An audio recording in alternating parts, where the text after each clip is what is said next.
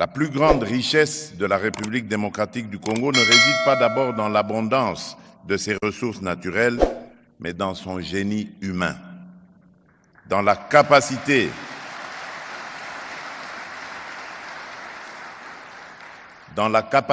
de ses filles et de ses fils à comprendre les défis de leur époque et à s'élever par le travail et l'éthique à la hauteur de la nation.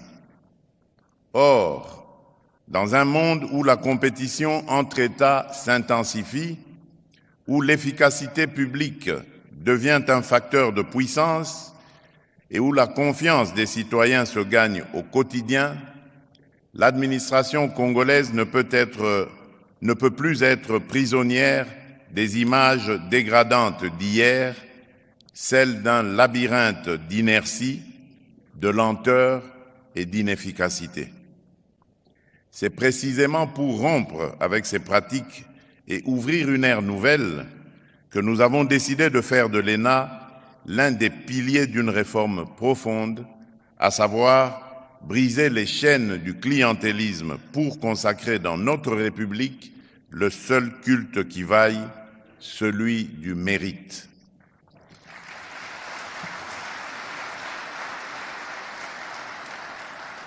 Mesdames et messieurs, chaque fois que je préside une cérémonie comme celle-ci, j'ai une pensée particulière pour celles et ceux qui incarnent, souvent dans le silence, la continuité de l'État et la dignité de notre souveraineté.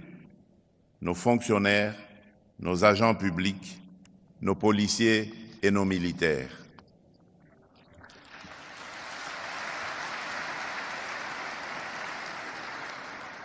Aujourd'hui encore, alors que notre pays fait face à une agression vile, barbare et prédatrice à l'Est, beaucoup restent debout sous le feu, refusant de céder un seul pouce de notre territoire.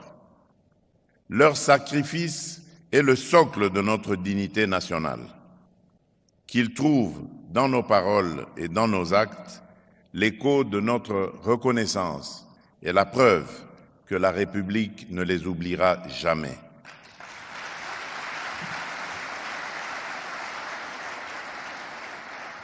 C'est aussi pour honorer cet engagement au service de la nation que nous devons bâtir une administration compétente, loyale, disciplinée, efficace, juste, une administration qui protège, qui régule, qui facilite, qui planifie et qui rend des comptes.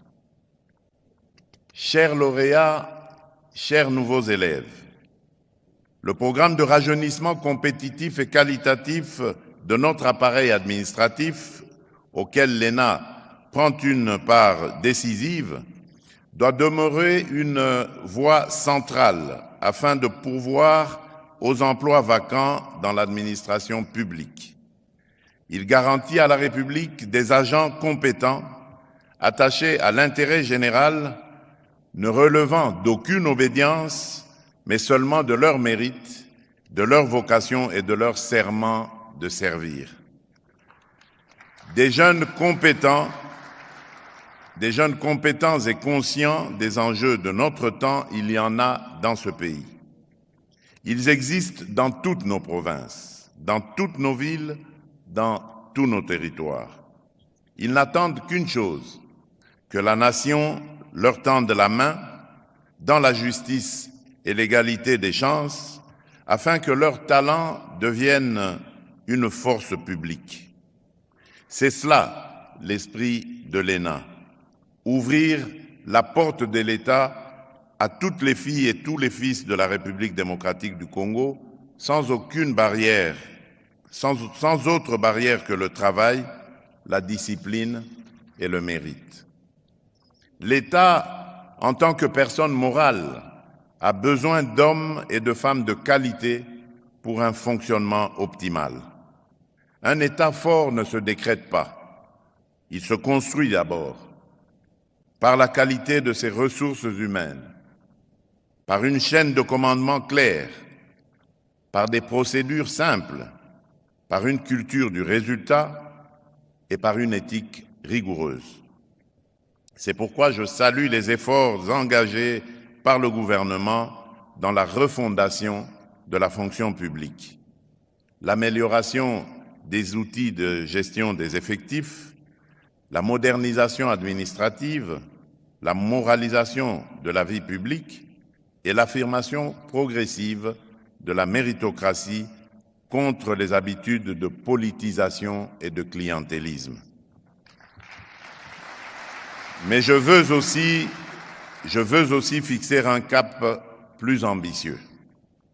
D'abord, l'ENA doit se déployer. Elle doit se territorialiser afin que la réforme irrigue nos provinces et nos entités territoriales décentralisées, là où se joue au quotidien l'accès du citoyen aux services publics. Ensuite, l'excellence doit disposer d'un lieu à sa mesure, le projet du campus de l'ENA.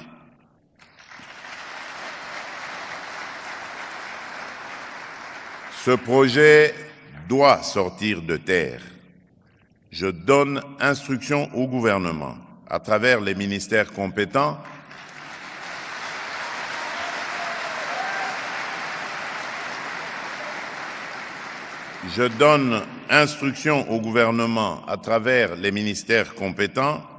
de me soumettre une proposition concrète dans des délais rapprochés afin que ce projet ne demeure pas une intention, mais devienne une réalité visible, utile et durable.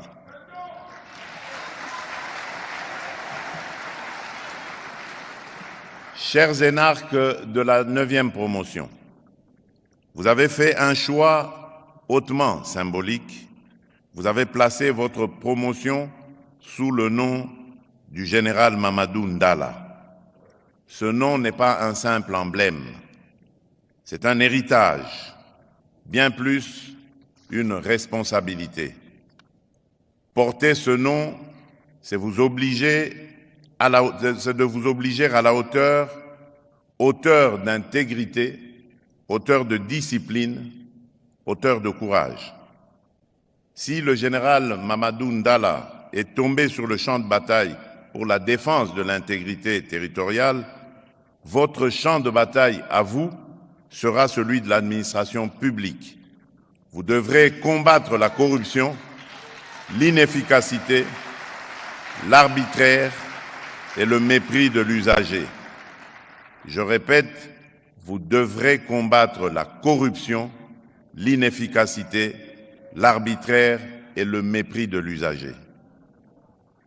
Souvenez-vous toujours, l'État n'est pas une mangeoire. L'État est un sanctuaire et vous en êtes désormais en toute conscience les gardiens. L'État a investi en vous